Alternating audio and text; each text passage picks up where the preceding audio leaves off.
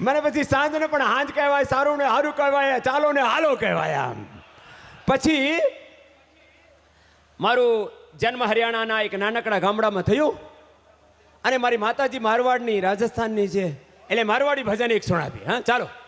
શું દુનિયાદારીમાં સમજદારીથી ચાલવાનો, નહીં તો આ જીવન ખલાસ થઈ જશે. તો સાંભળો.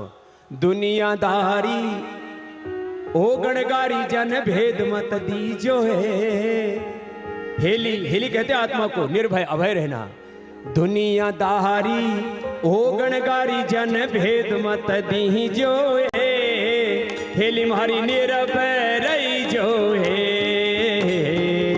दुनियादारी ओ गणगारी जन भेद मत दीजो है, हेली मारी निर्भय रही जो है.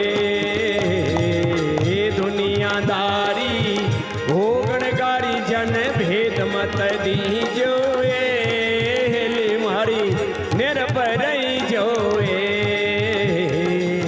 तन में गरीबी मन में फकीरी, दिल में दया राख जो. तन में गरीबी मन में फकीरी,